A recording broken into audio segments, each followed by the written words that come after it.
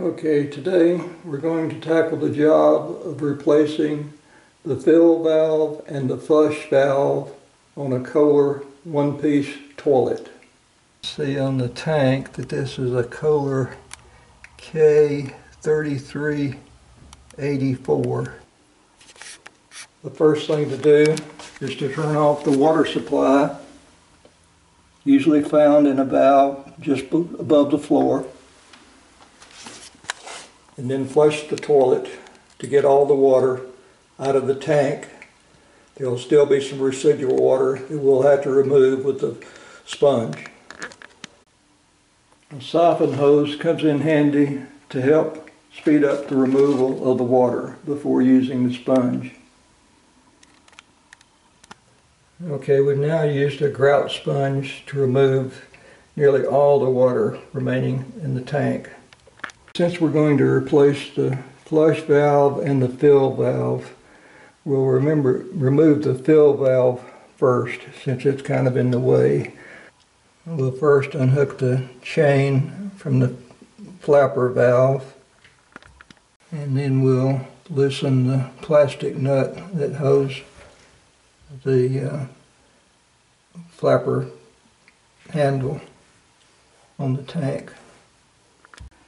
Okay, next we're going to have to disconnect the water feed line. You can see here that this is the old style. This is a copper line, and we're going to replace it with a flex steel line. So we'll have to remove this from the cutoff valve and from the fill valve.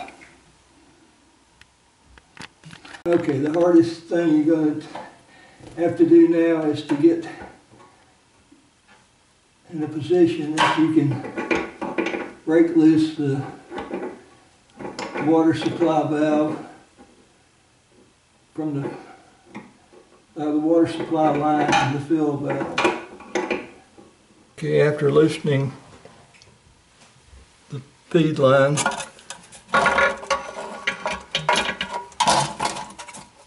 then you can remove the fill valve. And now we remove the fill valve, and we're down to the flush valve. Okay, the first step is go ahead and remove the flapper valve. It just slips off the back of the flush valve. This had been newly replaced, but we still had a small leak, and finally determined it was the gasket on the flush valve itself. Okay, now to remove the flush valve, as you require us to rotate it in this direction 45 degrees. You can work it out, and it comes out.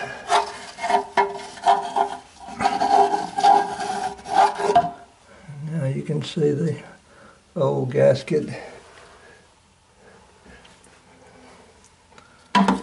Okay, if we get the light as far over as we can, you can maybe make out the holes that are in the tank itself that the flush valve has to be inserted into to get a seal.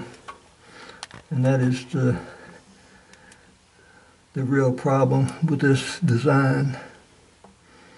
To putting enough compression on the flush valve while it's at a 45-degree angle, and then to get it to lock and then rotate it 45 degrees.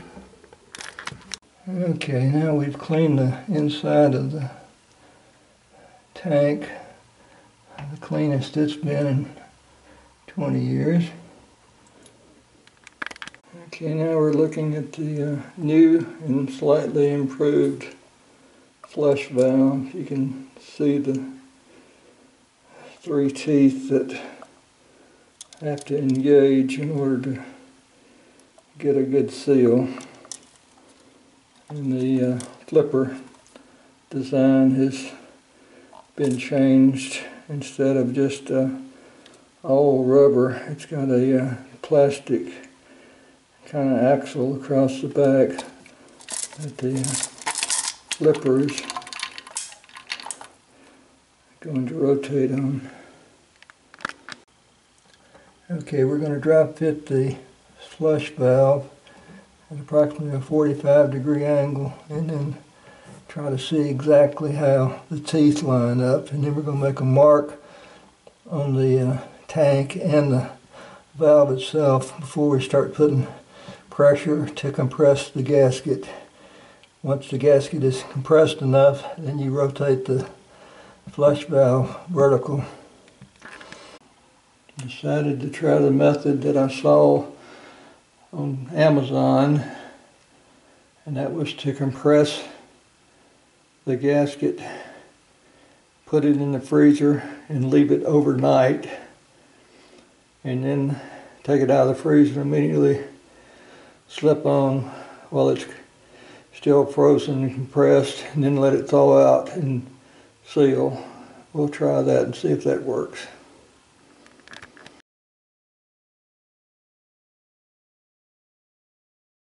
Compressed gasket.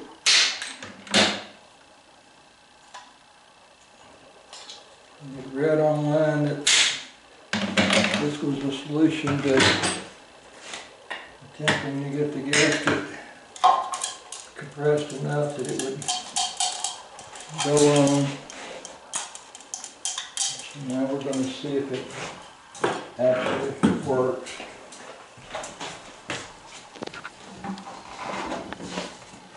The hard part is trying to see anything. We have the flush valve at about 45 degrees.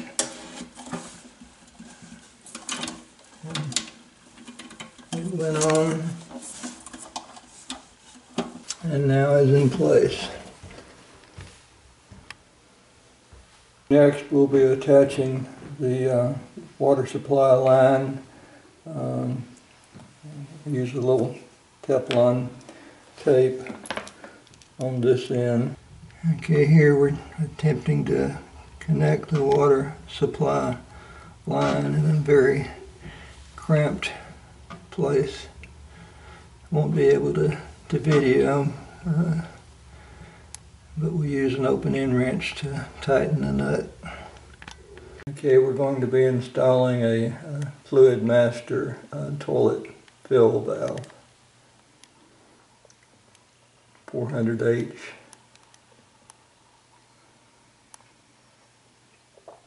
Okay, now we insert the fill valve into the hole.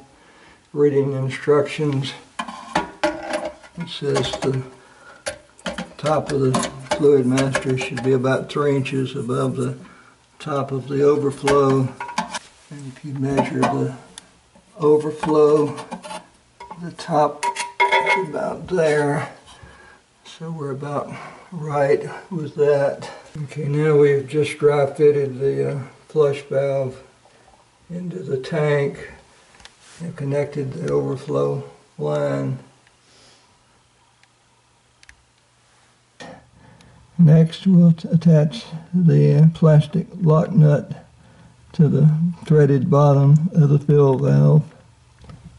Okay, now the lock nut has been attached to the bottom of the fill valve, and now we'll need to attach the water supply hose to the bottom. This will be a little challenge since we're shortest water supply hose we could get was 9 inches, and we've got a lot shorter route, so we're going to have to do a lot of bending to get it to line up. Okay, now the water supply line is hooked up and we're ready to turn the water on, but we're going to wait a while until the gasket has become unfrozen so we won't have any leaks.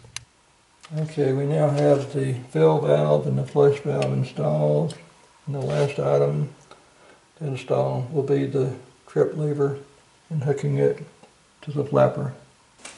Goes through the hole in the bowl in the tank. We've dry fitted the trip valve. Now we're inserting the nut Remember, this is reverse thread, so it's opposite to what you would normally think. And you just hand tighten it. Now once the trip lever is installed, the last thing is to hook the chain up to the flapper.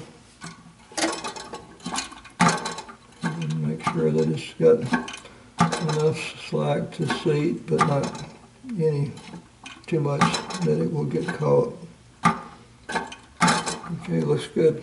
And now we've completed the installation of the fill valve and the control valve. The next thing on the agenda is to turn on the water.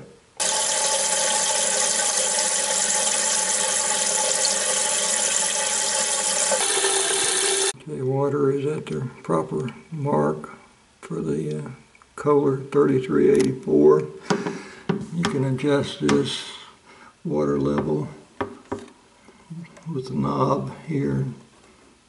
If it's too high or too low, you can make the adjustment here. So I adjusted the fill valve to match up to the mark on the bowl itself on how much water should be in the bowl. So that should complete the job.